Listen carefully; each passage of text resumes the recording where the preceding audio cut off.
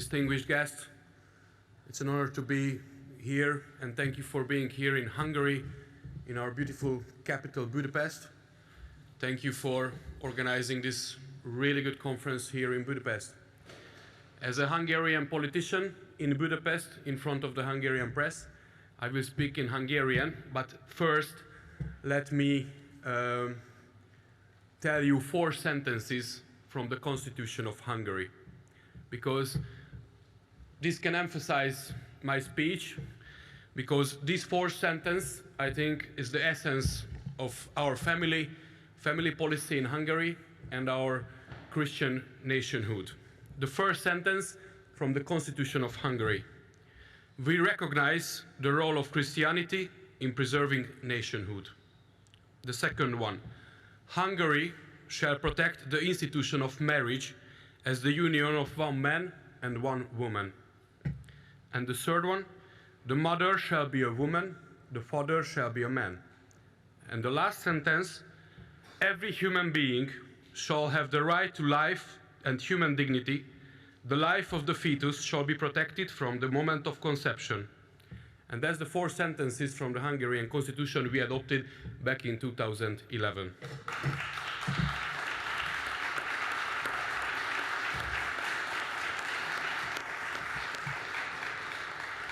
And now I will speak in Hungarian.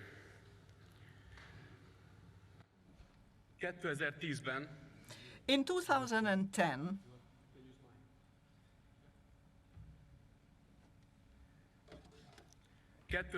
in 2010, bekövetkezett egy családbarát fordulat. there was a family-friendly turnaround in Hungary.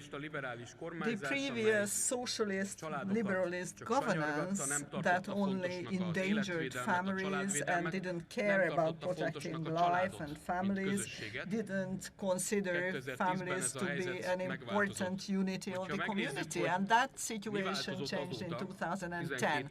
And if we look at what has changed since, yes, 12 years are a long time, and it's difficult to summarize everything that has happened, but perhaps I would highlight 4 figures to show you what it is that's in the center of our policy and what it is we want to represent in the future.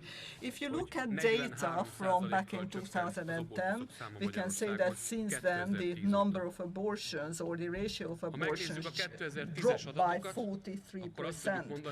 Also, if you look at figures from 2010, the number of marriages doubled. The number of divorces reduced by more than 20%, and we had the highest increase in fertility ratio across Europe.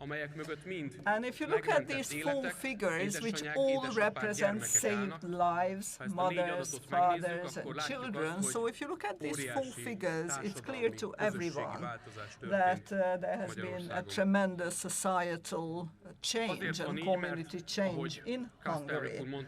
That is because, as President Kall said in his introductory address, there are 3 pillars: freedom, life, and family. And we are supporting all. I am typically optimistic, but today we need to actually fly the red flag and to point out to everyone the dangers that are around the corner, pushing ahead, trying to actually deny everything that we consider to be values at the level of institutions and everywhere else.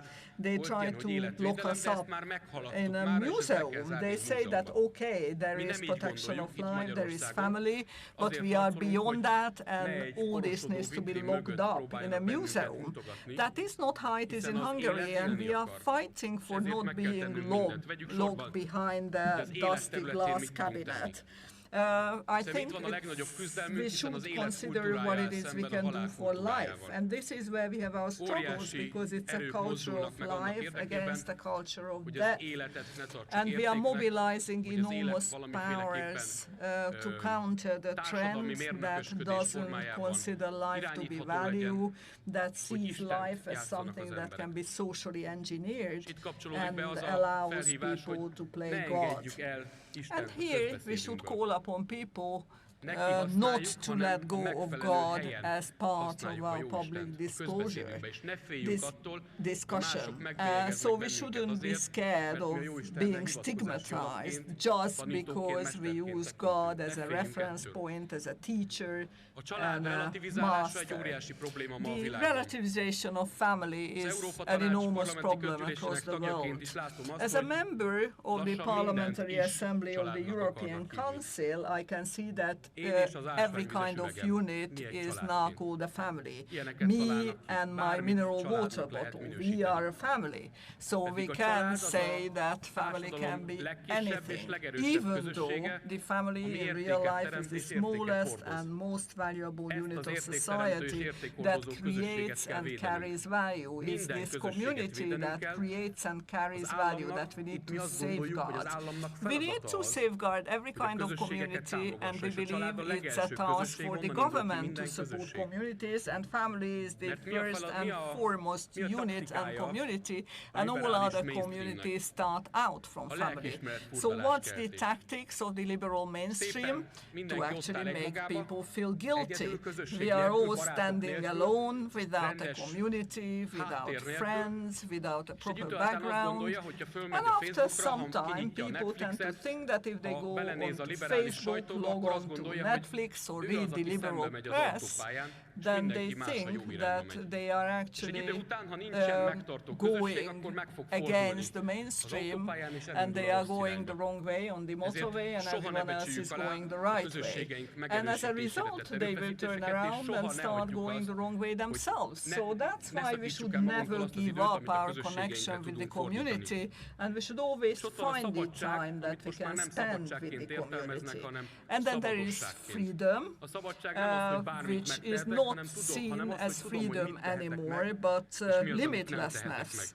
Freedom actually is also about knowing what it is we can or cannot do. And our biggest opponents are indifference and selfishness, because it's actually not true that there are only a few of us. There are many of us, they just don't know yet. They don't realize the size of the threat. So it's indifference that's our biggest enemy, and that's what we need to do something about in the future. And we need to show unity, because there are many of us, but we are scattered all over the place. We must actually build institutions, gain some ground in the media, organize events, and get our message through to as many places as possible, because that's the only way to actually get support for the eternal values that we support. And that's why the message of woke fighters is dangerous, because they want to put an equal sign between ideologies and truth. We are searching for the truth, and we shouldn't be misled by the fake messages of various ideologies. And therefore, we need to fight for and safeguard our values, but as the chair also mentioned, we should not just be in a defensive position all the time, losing ground all the time. We should actually step ahead, step forward, filling the space, and be omnipresent as much as possible. And that's what we are trying to do in Hungary. And after being in government for 12 years, I can tell you that we have had a child protection referendum, where for the first time in the history of Hungarian referenda, we had the highest number of people voting in the same direction on the 3rd of April in the Hungarian referendum, when Hungarians made it clear that they want to keep the LGBTQ ideology far safe distance away from their children and stop it from getting into the mainstream media. So the people clearly deliver that message. So now we need to enforce these values, and we are happy to cooperate with anyone we share our values with and can rely on in this struggle, because believe me, this struggle is not about us. It's about our freedom, about our future, about our children. So the the odds are actually much higher than you would think when you first hear about this. And when a conference is titled Freedom at Stake, then we cannot lay back and relax. It's a dangerous term, it's a dangerous title that should spur everyone into action. And therefore, I very much hope that everyone will become even more enthusiastic, supported by new ideas, and leave this two-day conference with lots of different ideas, new ideas in their heads.